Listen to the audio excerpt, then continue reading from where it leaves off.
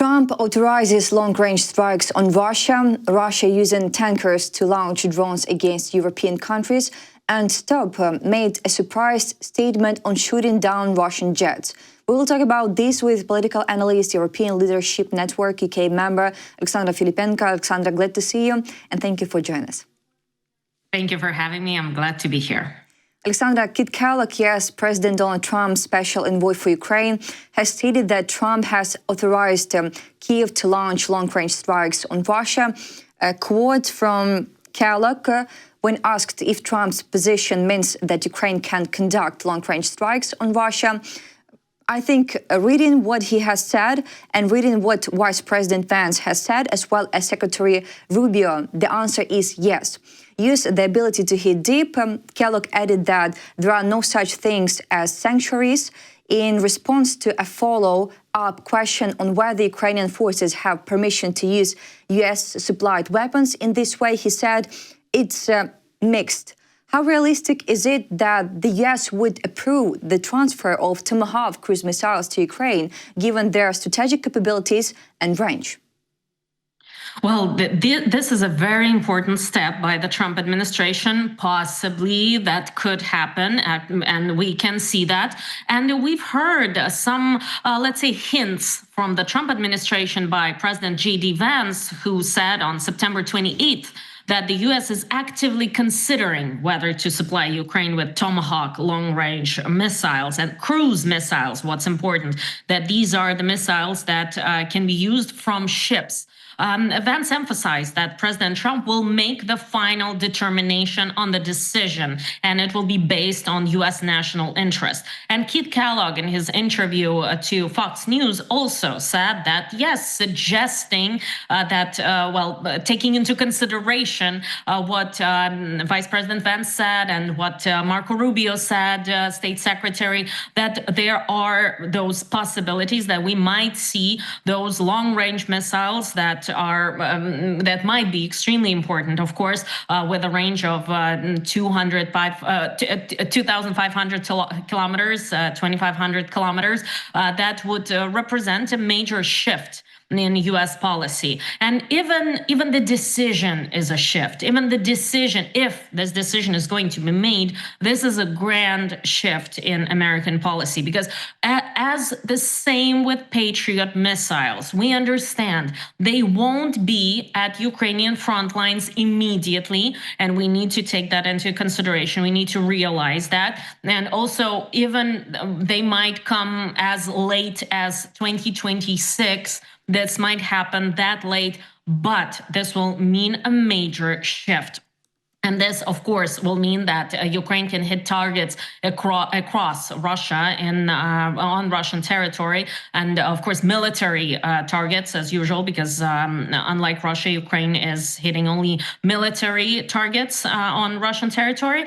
And President Trump has been shifting his stance. He is in the process of shifting his stance on long-range missiles, but we've seen that throughout the full-scale invasion of Ukraine. Since 2022, the United States have been moving into this territory little by little. Let's just remember, let's not forget what's been happening, for example, with tanks, with European tanks, with American tanks, then with planes, with American planes, with European planes. Let's remember how little by little, really step by step, this has been happening. So this shift is extremely important, of course. This means a shift in the Trump administration's idea of what is the full-scale invasion of Ukraine, Russia's war with Ukraine. What does it mean for the whole world? Because Vice President Vance has said it bluntly, if this is in the United States' national interest. So if we will see this shift, this means that Ukraine's victory, at least Ukraine getting back its territory, getting back the territory that Russia has been trying to steal from Ukraine since 2014, this is in U.S. national interest. This is in the interest of international community, of the world in general, and this is how President Trump sees it. So this will mean, of course, a grand shift, but we have been seeing those kinds of shifts little by little, very slowly, since 2022. So this actually might happen, but of course the final decision will be on President Trump. But again, we are talking about this possibility, and this is already a great difference from what we've been hearing and seeing just a few months ago. And it all comes down to how Russia has been attacking Ukraine, didn't stop with its attacks on Ukraine, and in September has been vigorously and ruthlessly attacking Ukrainian cities, and how many people died due to those attacks, and how the United States are seeing this. This is very important. We see that Ukrainian President Volodymyr Zelensky announced active work on a large-scale agreement to purchase weapons from the United States. According to media reports, the value of the arms package could reach $90 billion. This is reported by Politico, so we are waiting for this. And about next news, yes, President Donald Trump will address a meeting of senior military leaders on Tuesday, urgently convened by Defense Secretary Pete Hegseth, reported by Associated Press, citing a White House official. And Hegseth reportedly summoned hundreds of generals and admirals from around the world to the Marine Corps base in Virginia. Hundreds of generals and admirals, senior commanders with ranks of 1 star and above, along with their principal advisors, were called without prior notice by Hegseth from across the globe to the Marine Corps. What specific developments or threats triggered the urgent large-scale convocation of senior military leaders worldwide? Most probably this will have to do with the shift in the Pentagon. Also, by the way, just a small side note, this might also mean that the head of Pentagon, Pete Hegseth, would want all the generals and everyone to refer to the Ministry of Defense as the Ministry of War, because we've seen that step by the Trump administration. But this naming, the Ministry of War, is for now not an official naming. It's not that the Pentagon must only be called the Ministry of War. Of course, it can be called the Ministry of Defense, because in order to rename it fully, there can be an additional name, the Ministry of Defense as Pentagon, or the Ministry of War. But it can be renamed fully from the Ministry of Defense to the Ministry of War only by the act of Congress. So it can be a step to, let's say, ask all the generals to refer only as the Ministry of War, not as the Ministry of Defense. But that's a side note. This is like, let's say, an additional thing that they might discuss. But I think that this has to do a lot with the shift in Pentagon, whatever we call it, shift in Pentagon, and in the idea of what's, again, coming back to the national interest of the United States, and who is the main enemy, let's say, right now, who's the biggest opponent of Pentagon and of the American military. And we've been seeing that President Trump has been putting an emphasis on narco-terrorism and the threat of narco-terrorism coming from Latin American countries. And we've seen also American military used to hit targets in the international waters, as the United States have stressed many times that it happens only in the international waters. And recently, some sources have been saying that right now, the Pentagon and Pete Hegseth are working out a plan of hitting military targets on the territory of Venezuela. So this might be on the territory of the country of Venezuela. So this might be the reason to summon the generals to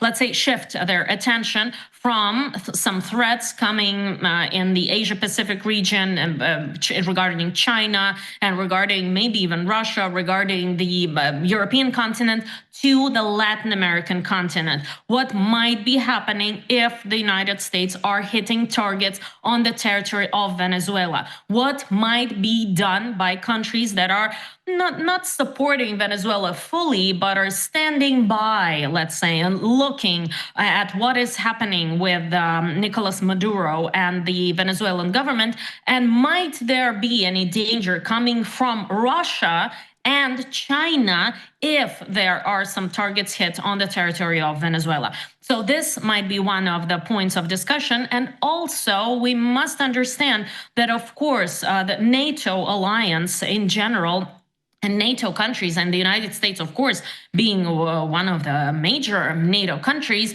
are looking very closely into what is happening on the European continent. Of course, all those drones, all those planes, everything that's happening above the European countries that are NATO countries and in the skies of NATO countries, this is a major, this is of major importance, of course, for the United States and for NATO countries. So this might also be discussed, because we are seeing that all those generals are coming in from all over the world. They're coming in from the Middle East, they're coming in from Africa, they're coming on from the Asia Pacific, they're coming on from Latin America. And of course, all those regions are in different way influenced by China and Russia, but the danger of Russian drones or Russian planes coming in to the air space of the countries where the American soldiers are stationed is never zero. It is never zero that there can never be a Russian plane somewhere in the Middle East where, for example, an American base is. So the discussion must also go into what to do if anything happens with Russian drones or Russian planes, or presumably, of course, as we must say presumably, because of course the Russian government is saying that, oh no, that's not our planes, that are not our drones, you can hit them all you want.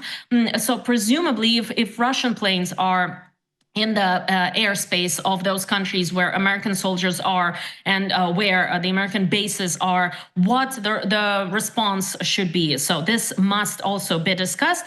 But I think the major idea, the major reason for summoning all those generals is this new war, the narco-terrorism war of the Trump administration. And there is also one thing, but this is only talking about the United States and the domestic politics of the United States. There have been talk of resignations or forced resignations or firings among Pentagon generals, among Pentagon officials. So we might also see 10%, as some say, that might be 10%, might be less, of Pentagon officials being fired or resigning, maybe forcefully resigning from the Pentagon. But we will see what Pete Hegseth will be talking about and what President Trump will be talking about. The fact that President Trump is going to participate in that event, in that meeting, really tells me that this is not just a meeting about the naming or about firings, but in general about what is in national interest of the United States and what are the main dangers for the American soldiers all over the world right now. So probably this is also a very much a political meeting that is going to be happening with generals, American generals coming to the United States from all over the world. Alexandra, about the drones, you mentioned about Russian drones. President Volodymyr Zelensky, citing intelligence data, has stated that Russian forces are using tankers to launch and control drones in European countries. It is especially important that sanctions hit painfully at Russia's energy trade and the entire infrastructure of Russia's tanker fleet. Moreover, intelligence now indicates that the Russians are using tankers to launch and operate drones against European countries. This is yet more evidence why the Baltic Sea and other seas must be closed to Russian tankers, at the very least to the shadow fleet. Would gaps in current sanctions allow Russia's shadow tanker fleet to continue operations with minimal oversight? How should NATO respond if it is confirmed that Russia is using tankers in Europe maritime zones to conduct military operations? And yes, we've been seeing those attacks in northern countries, and not only when we're talking about the Baltic states, we generally think about Lithuania, we think about Latvia, we think about Estonia, of course.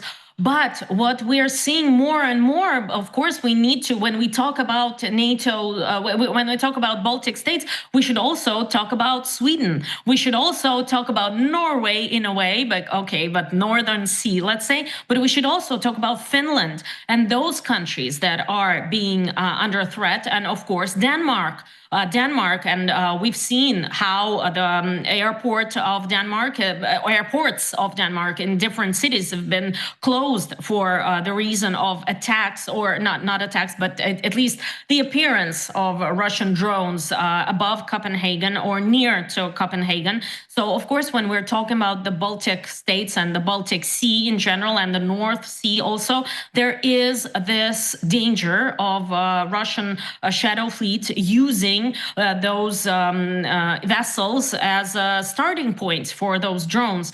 If this is if this is true, if European countries, and again, I'm stressing not NATO, not necessarily NATO, because we've discussed with you previously that right now the European Union is moving into a new phase of their unity, realizing that the European Union is not just merely an alliance of economies, not merely a political alliance, but also a military alliance. And right now, I think this is another step to this direction.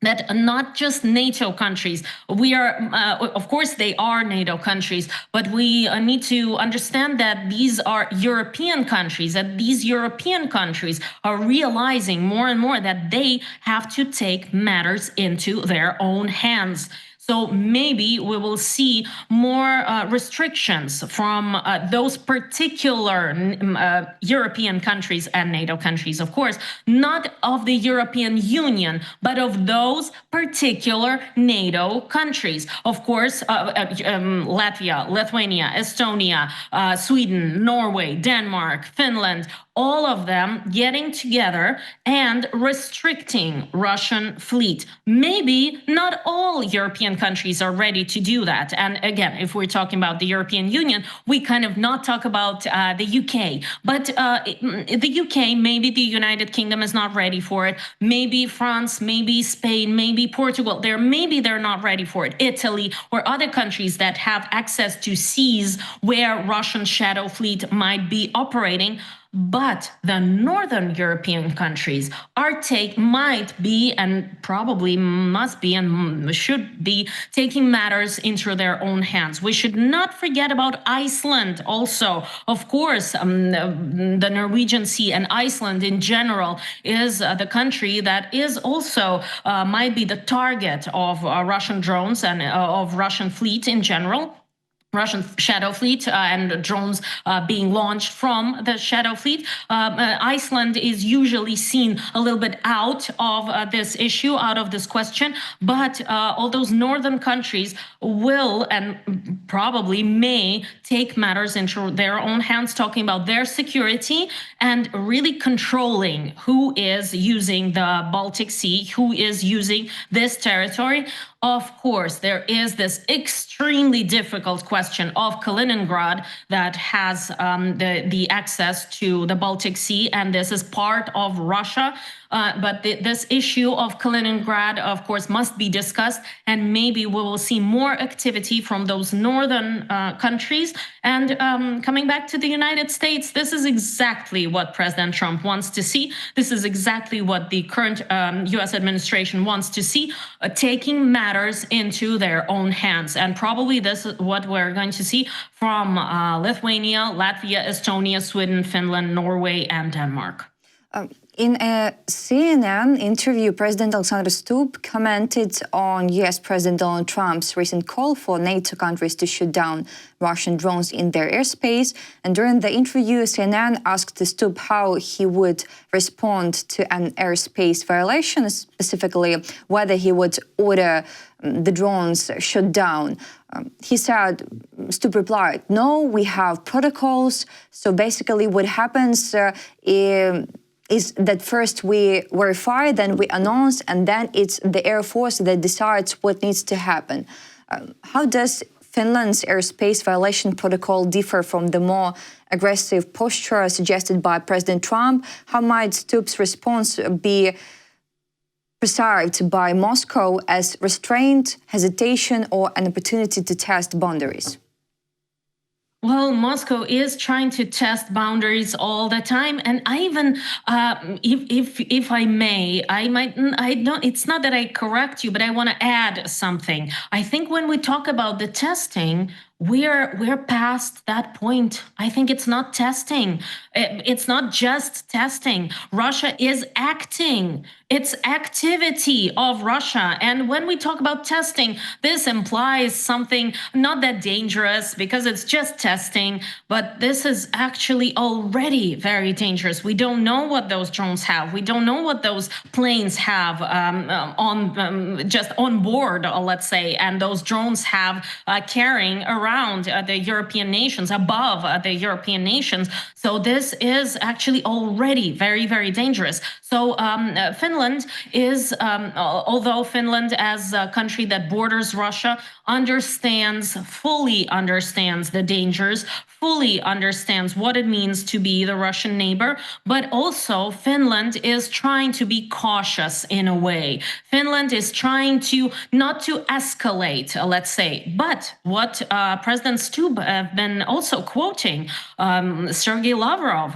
the head of Russian Ministry of International Affairs, has said in New York when he visited the General Assembly, the UN General Assembly, that of course all countries that have something in their airspace, they can shoot it down. So why not do it? This is the words of the head of Russia's ministry, the head of the words of Sergei Lavrov. In his own words, of course, European countries have the right to shoot down anything that's flying in their airspace.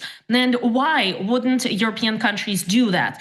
So Finland is right now, I think, doesn't want to say anything before they act. Most probably, if something comes into Finland's territory, then it will be shut down without saying anything, without any words preliminary.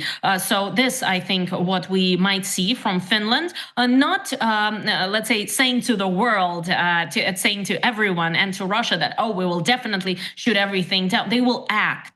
I think Finland will act and be an example of for all other European countries, just like Poland right now have repeatedly said that they will not anymore stand idly by and just look at those drones in their airspace, on their territory, and they will shoot them down. So Poland already had that experience, and they didn't shoot it down. Well, they shot it down a little bit later. Some of it fell on the Polish territory, and Finland will most probably just act without saying anything. And this might be the example for all other European countries.